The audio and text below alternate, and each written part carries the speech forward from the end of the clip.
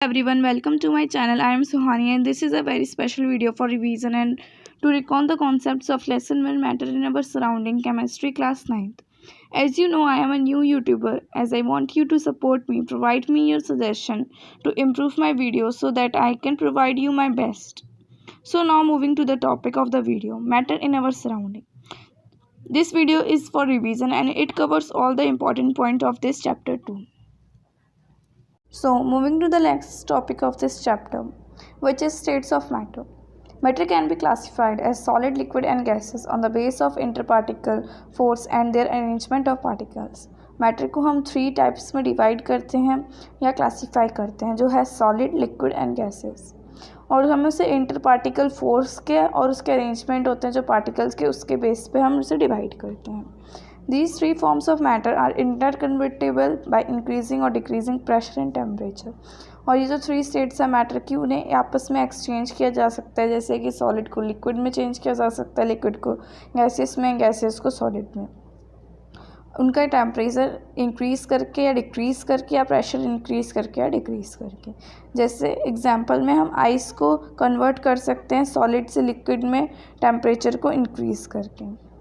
So the most important question is now properties of solid, liquid and gases. So first property is mass means weight, और solid, liquid and gases तीनों में ही fix wait होता है, और जो shape होती है सॉलिड में वो फिक्स होती है और लिक्विड में वो कंटेनर के हिसाब से शेप लेता है, और गैसेस में भी वो कंटेनर के हिसाब से शेप लेता है या फिर वो फ्री शेप में होता है क्योंकि वो एटमॉस्फेयर में गैसेस फैली होती है. और वॉल्यूम होता है वो सॉलिड में डेफिनाइट होता है, फिक्स होता है, और लिक्विड में भी वॉल्यूम फिक्स होते हैं, लेकिन गैसेस में वॉल्यूम फिक्स नहीं होता है. और कंप्रेसिबिलिटी, सॉलिड बिल्कुल भी कंप्रेस नहीं होते और लिक्विड्स में थोड़े बहुत हो जाते हैं, लेकिन गैसेस पूरी तरीके से कंप्रेसिबल है, उन्हें पूरे तरीके से कंप्रेस किया जा सकता है. और फ्लूइडिटी, उसमें लिक्विड सॉलिड में फ्लूइडिटी बिल्कुल पॉसिबल नहीं है, लेकिन liquids can flow, liquids flow कर सकते हैं और गैसेस भी फ्लो कर सकते हैं. रिगिडिटी की जो सॉलिड्स होते हैं वो हाईली रिजिड होते हैं और लिक्विड्स होते हैं वो कम रिजिड होते हैं, और जो गैसेस होते हैं वो बिल्कुल भी रिजिड नहीं होते हैं. और डिफ्यूज़न, जो सॉलिड में होता है डिफ्यूज़न बहुत स्लो होता है और लिक्विड में बहुत ज़्यादा फास्ट होता है, लेकिन गैसेस में सबसे ज़्यादा फास्ट होता है. और स्पेस बिटवीन पार्टिकल्स, जो सॉलिड के पार्टिकल्स होते हैं वो एकदम क्लोज्ड पैक्ड होते हैं, लिक्विड के पार्टिकल्स होते हैं वो लेस क्लोज पैक्ड होते हैं, और गैसेस के पार्टिकल्स लीस्ट क्लोज पैक्ड एकदम दूर दूर होते हैं. और इंटर पार्टिकल फोर्स, और सॉलिड में इंटर पार्टिकल फोर्स सबसे ज़्यादा होती है और लिक्विड में थोड़ी सी वीक होती है, और सॉलिड गैसेस में बिल्कुल ही नहीं होती है. Evaporation, the phenomena by which molecules in liquid state undergoes a spontaneous transactions to the gaseous phase at any temperature below its boiling point is called evaporation. जो boiling point से कम जब temperature होता है, फिर जो उसमें जो चेंज होता है स्टेट में, उससे हम इवेपोरेशन कहते हैं, जो कि लिक्विड से गैसेस स्टेट में चेंज होता है. इसका एग्जांपल है drying of damp clothes is caused by the evaporation of water to water vapours. जो गीले कपड़े होते हैं वो सूख जाते हैं क्योंकि जो उसमें वाटर होता है वो वाटर वेपर्स में भाप बन के उड़ जाता है. Then factors affecting evaporation. There are 4 main factors, as I told you earlier, that affect the evaporation, which is temperature, surface area, humidity and wind speed. Temperature, the rate of evaporation increases with an increase in temperature. कि अगर हम temperature को बढ़ा देंगे तो evaporation का rate भी बढ़ जाता है. और surface area, the rate of evaporation increases with an increase of surface area. जैसे कि अगर हमने किसी ग्लास में अगर पानी रखा है धूप में, तो वो बहुत टाइम में उसको इवेपोरेट होगा. अगर हम उससे अगर किसी बड़े से टब में रखेंगे उससे अकॉर्डिंगली, तो इसका मतलब सरफेस एरिया बढ़ाने से इवेपोरेशन जल्दी होती है. Humidity, rate of evaporation decreases with an increase in humidity. अगर इंक्रीज हो जाए ह्यूमिडिटी तो रेट ऑफ इवेपोरेशन कम हो जाती है. और rate of evaporation increases with an increase in wind speed, और अगर विंड स्पीड बढ़ जाए तो रेट ऑफ इवेपोरेशन भी बढ़ जाती है. जैसे हम कैसे गीले कपड़े हम सुखाने डालते हैं और हवा चल रही होती है तेज़ तेज़, तो हमारे कपड़े जल्दी सूख जाते हैं. Now, cooling due to evaporation. During evaporation, the particles are liquid absorb energy from its surroundings, overcome an interparticle force of attraction, and undergo the phase change. The absorption of heat from the surrounding makes the surrounding cool. जो cooling effect होता है वो कैसे होता है, जो evaporation होती है उसके वक्त जो पार्टिकल्स होते हैं लिक्विड के वो एनर्जी को, जो सराउंडिंग्स में से एनर्जी होती है वो सारी एब्जॉर्व कर लेती है, और जो उनकी इंटर पार्टिकल फोर्स होती है जो उसका अट्रैक्शन के बीच में जाती है, जो एब्जॉर्प्शन होता है हीट का सराउंडिंग में, उससे वो सराउंडिंग कूल हो जाती है। जैसे कि हमारी sweating cools down our body, कि जब हमारे अंदर से पसीना निकलता है तब हमारी बॉडी, जब विंड हमारी बॉडी में पास होती है तब हमें ठंडा ठंडा फील होता है। इसका यही एग्जांपल है। तो next topic is physical nature of matter. तो मैटर का फिजिकल नेचर क्या होता है? A physical property is an aspect of the matter that can be observe और measured without changing its nature और कंपोजिशन। जो फिजिकल प्रॉपर्टी होती है वो उसको बिना चेंज किए उसके नेचर या कंपोजिशन को हम उससे वैसे देखते हैं। It is an independent of an amount of matter present, और उसमें इंडिपेंडेंट अमाउंट के मैटर प्रेजेंट होते हैं।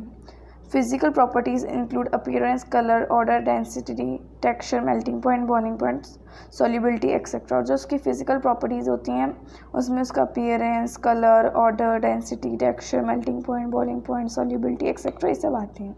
तो characters of particles of matter, matter के पार्टिकल्स के क्या करेक्टर्स हैं? Matter is an anything that has mass and occupy space. Matter वो चीज़ है जिसमें अपना मास होता है, वो जिसमें अपना वेट होता है, वो एक स्पेस को ऑक्यूपाई करती है। Everything that we touch, see, hear, taste और स्मेल इट्स मैटर। हम कोई भी चीज़ जिसे हम देख सकते हैं, हम टच कर सकते हैं, हम फील कर सकते हैं, हम उसे सुन सकते हैं, उसे टेस्ट कर सकते हैं, स्मेल कर सकते हैं, वो हर चीज़ मैटर है। It is made up of really tiny particles which can not be seen through the eyes, कि वो बहुत छोटे छोटे पार्टिकल से बना होता है जो हमारी नेक्ड आइज से हम नहीं देख सकते without a microscope. The particles of which the matter is comprised influence its states and properties, physical और chemical। और वो किस टाइप के पार्टिकल्स से बना हुआ है उससे हमें पता चलता है कि वो फिजिकल है और या केमिकल प्रॉपर्टीज़ है उसमें। Particles of matter has space between them, कि जो पार्टिकल्स होते हैं मैटर के उसमें स्पेस होता है। इसका मतलब this characteristic is one of the concepts behind the solubility of a substance in other substance.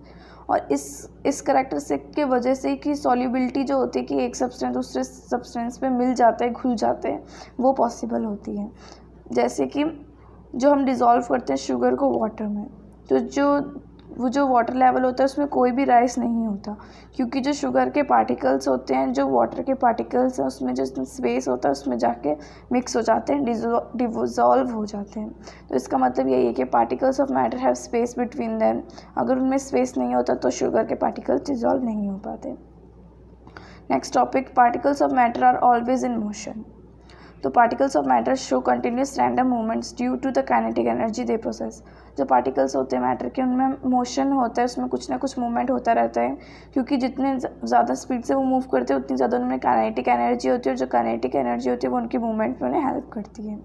और rise in temperature increase in the kinetic energy of the particles. और जितना ज़्यादा टेम्परेचर होता है उतनी ज़्यादा उनकी काइनेटिक एनर्जी बढ़ जाती है और वो उतनी स्पीड से मूव करने लग जाते हैं। Particles of matter attract each other, कि जो पार्टिकल्स होते हैं मैटर के वो एक दूसरे को अट्रैक्ट करते हैं। There is an inter particle force of attraction attracting the particles. उनके बीच में एक इंटर पार्टिकल फोर्स होती है जो उन पार्टिकल्स को अट्रैक्ट करती है। As I told you earlier that solid has most powerful inter particles force that attract the small particles to bind the solid. To break a substance we need to overcome this force. हमें किसी भी object को अगर हमें उसे break करना है तो हमें इस फोर्स को ओवरकम करना होता है। The strength of the force differs from one substance to another. और हर एक पर्टिकुलर सब्सटेंसेस की स्ट्रेंथ अलग हो सकती है, कि किसी में वो ज़्यादा हार्डली बाइंड करके रखता है, किसी में वो लूज बाइंड करके रहता है। So next topic is diffusion. When the particles of matter intermix on their own with each other, the phenomena is called diffusion. For example, spreading of ink in water. जब particles intermix करते हैं अपने आप, उस phenomena को हम diffusion कहते हैं। जैसे कि हम वाटर में इंक को डालते हैं, वो अपने आप ही डिज़ोल्व हो जाएगी, थोड़े टाइम में इसमें मिक्स हो जाएगी। During diffusion the particles occupy the inter particle space. और जो डिफ्यूज़न के वक्त जो इंटर पार्टिकल स्पेस होती है उसमें जो पार्टिकल्स होते हैं वो ऑक्यूपाई कर लेते हैं उस स्पेस को। The rate of diffusion increases with the increase in temperature. अगर टेम्परेचर बढ़ रहा है तो रेट ऑफ डिफ्यूज़न भी बढ़ जाता है, due to increase in kinetic energy of the particle, क्योंकि उसमें काइनेटिक एनर्जी भी बढ़ जाती है। Then there is a question, can matter change its state? Yes of course, matter can change its state. Next, moving to our next topic, which is effect of change of temperature on states of matter. On increasing the temperature, the kinetic energy of the particles of the matter increases and they begin to vibrate with a higher energy. जब हम temperature increase करते हैं, उनकी kinetic energy जो होती है particles की, वो भी बढ़ जाती है और वो वाइब्रेट करने लग जाते हैं हायर एनर्जी से.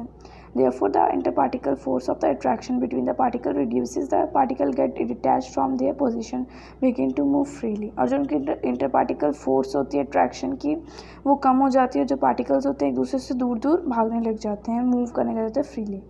As a result the state of matter begins to change. और इसका रिजल्ट होता है कि जो स्टेट होती है मैटर की वो चेंज हो जाती है. Solid undergo a phase change to form liquids. और सॉलिड एक फेज चेंज में के थ्रू लिक्विड में चेंज होता है. सिमिलरली लिक्विड्स को also go under through a phase change to form gas. और लिक्विड को भी एक फेज में गुजरना होता है गैसेस फॉर्म में चेंज होने में. Then what is melting point. The melting point of solid is defined as the temperature at which solid melts and become liquid at it atmospheric pressure. जिस भी टेम्परेचर पे सॉलिड मेल्ट होता है वो अब एटमॉस्फेरिक में, और जो वो लिक्विड में चेंज हो जाता है उसे हम मेल्टिंग पॉइंट कहते हैं. At melting point, these two phases, solid and liquid, are equilibrium and point those both solid state and liquid state exist simultaneously. जो मेल्टिंग पॉइंट में जो दो फेजेस होते हैं, जब सॉलिड और लिक्विड इक्विलिब्रियम हो जाते हैं और जो उनके जो पॉइंट होते हैं, जो स्टेट होती है वो एग्जिस्ट करती है simultaneously. Next our topic is boiling point. Boiling point of the liquid is defined as the temperature at which the vapor's pressure of the liquid is equal to the atmospheric pressure. Boiling point का मतलब होता है कि जब boiling point जो liquid का तब पता चलता है जब उसका टेम्परेचर होता है और जो उसमें वेपर प्रेशर होता है वेपर का लिक्विड में वो इक्वल हो जाता है एटमॉस्फेरिक प्रेशर में. Then what is latent heat of fusion. One amount of heat energy that is required to change 1 kg of solid into liquid at atmospheric pressure is called melting point. 1 kg of solid को हम जब 1 kg liquid में change करते हैं atmospheric pressure में, हम उसे melting point कहते हैं. Heat of vaporisation. latent heat of vaporization. It is the amount of heat energy that is required to change 1 kg of liquid into gas at atmospheric pressure at its boiling point. जब हम boiling point में 1 kg heat को हम change करते हैं liquid को gases form में, तब एटमॉस्फेरिक प्रेशर में हम उसे बॉइलिंग पॉइंट कहते हैं. Next what is sublimation. The transition of substances directly from its solid phase to gaseous phase without changing into liquid phase और vice versa is called sublimation. Sublimation एक ऐसा process होता है जिसमें हम सॉलिड से डायरेक्ट गैसियस फॉर्म में change करते हैं स्टेट को, या फिर गैसियस फॉर्म से डायरेक्ट सॉलिड फॉर्म में हम लिक्विड स्टेट को स्किप कर देते हैं, हम उसे सब्लिमेशन कहते हैं. एंड मैं सब्लिमेशन के इस डायग्राम को एक्सप्लेन करने के लिए प्रॉपर एक नेक्स्ट वीडियो बनाऊंगी. Moving to our next and last topic of this chapter which is effect of change in pressure on the state of matter. By applying pressure the interparticle space between particles of matter decreases.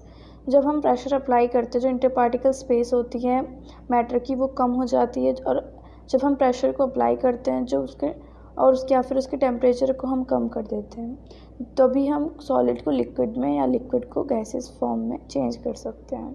नीचे एक flow chart दिया हुआ है इंटरकन्वर्शन of 3 states of matter. सबसे पहले एक solid होता है, जब हम उसे हीट प्रोवाइड करते हैं तो वो प्रोसेस ऑफ मेल्टिंग से वो लिक्विड में चेंज हो जाता है, और जब हम लिक्विड को और हीट प्रोवाइड करते हैं तो वो इवेपोरेटिंग के प्रोसेस से गैसेस फॉर्म में चेंज हो जाते हैं. देन इसका अपोजिट है, जब हम गैस को कूल करते हैं, हम उसे ठंडक देते हैं तो वो कंडेंसिंग के प्रोसेस से लिक्विड में चेंज हो जाता है. जब हम उसे और कूल करते हैं तो वो फ्रीजिंग के प्रोसेस से सॉलिड में चेंज हो जाता है. यही था हमारे इस चैप्टर में मेन टॉपिक.